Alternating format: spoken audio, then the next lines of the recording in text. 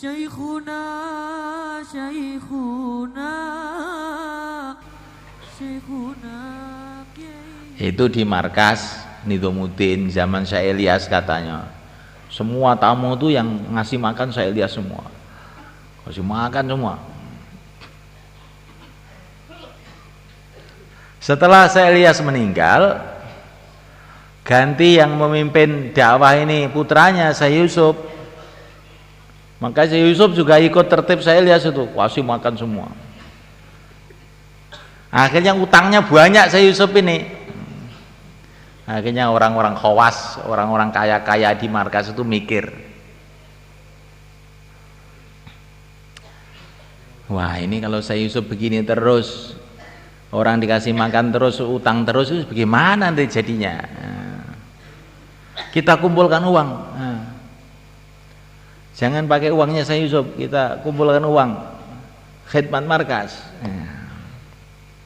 Akhirnya mereka kumpulkan uang, masakan-masakan markas itu ditanggung oleh mereka.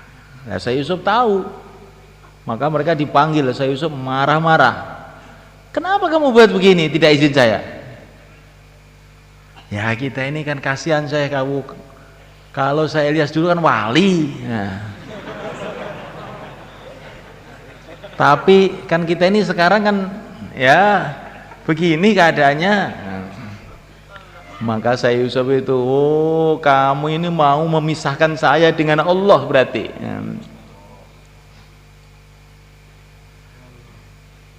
Kamu ini mau memisahkan saya dengan Allah, kamu ini kurang ajar.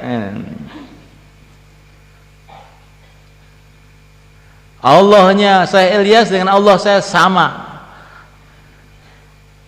Hanya tangannya aja yang minta yang nggak sama. Saya akan minta sama Allah. Nggak usah kamu bayar itu uang markas, saya sendiri yang bayar. Lah utangnya saya kan banyak. Jangan mikir itu, mikir dakwah. Kamu tahu kalau utang saya banyak itu, saya itu doanya malah sungguh-sungguh. Saya itu tidak susah punya utang banyak itu.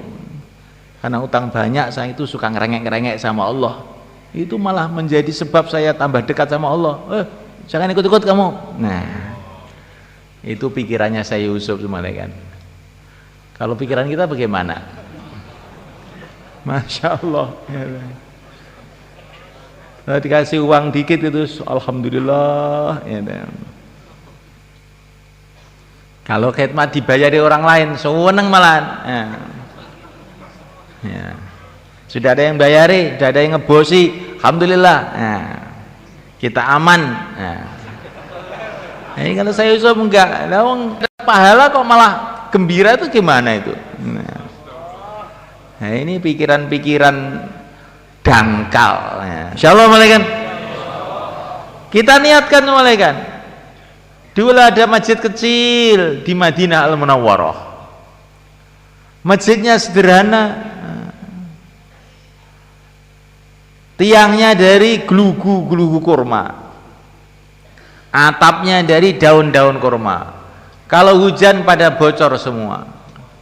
Tapi di situ ada fikir Rasulullah SAW, ada cahaya kehidupan Rasulullah SAW. Masjidnya nggak ada lampunya selama 9 tahun. Tetapi dari masjid ini hati manusia telah diterangi seluruh dunia.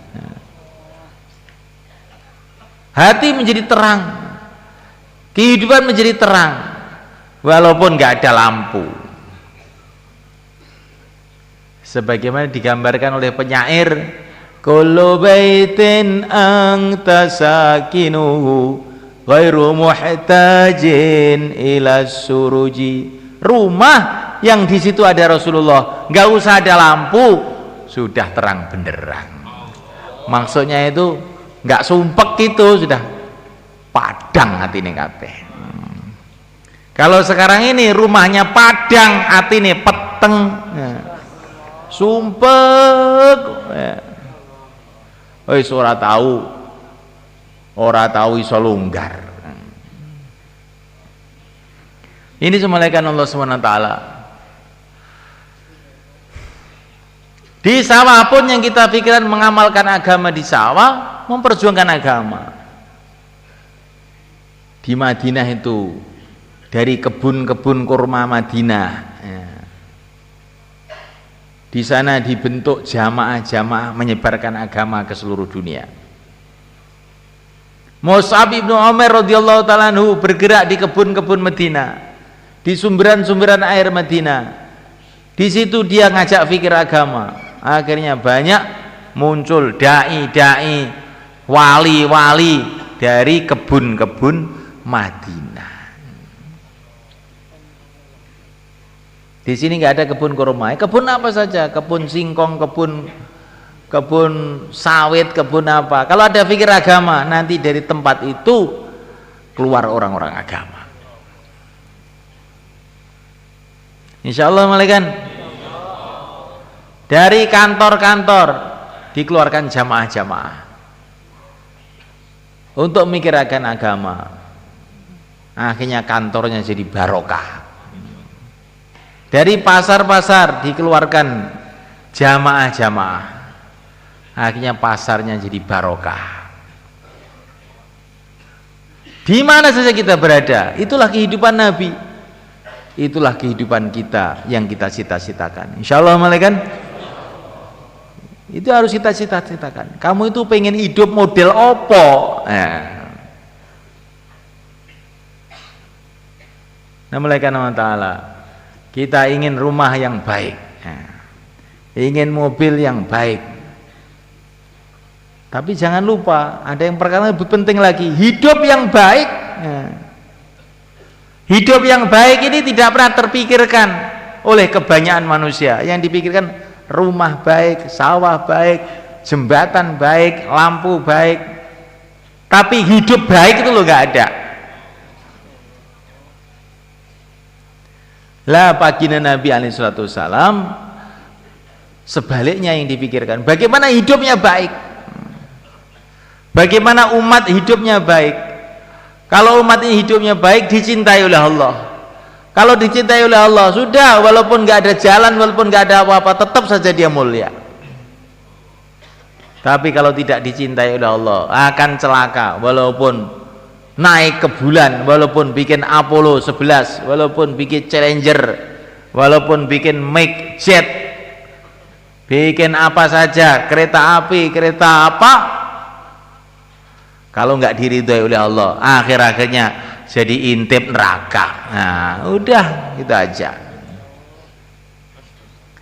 Ya, walaupun nggak punya apa-apa, kalau dicintai oleh Allah, ya inilah orang yang mulia. Inilah calon raja-raja di surga Allah. Semoga termasuk kita, anak kita, keluarga kita, orang kampung kita, dan seluruh umat Islam semuanya. Untuk itu semua kita mau bergerak sekarang. Bergerak, malaikat. Tidak ada nabi, dalam Bukhari dikatakan tidak ada nabi yang tidak hijrah. Ini bulan Muharram, pertama kali bulan hijrah. Nabi bersama para sahabatnya, laki-laki, wanita, anak-anak, petani, pedagang, tukang cantuk, tukang pijet, semua berbondong-bondong ke Madinah untuk usaha agama di sana, untuk supaya timbul suasana masyarakat yang mencari ridho Allah. Dari sanalah tersebar cahaya Islam ke seluruh dunia. Maka kita ini pun begitu, ulama-ulama, ustadz-ustadz, santri-santri, pedagang, petani, bakul bakso, tukang pijat, tukang ngantuk, semua berkumpul, bergerak hijrah untuk membuat masyarakat Madinah. Berikan barakahmu, pandang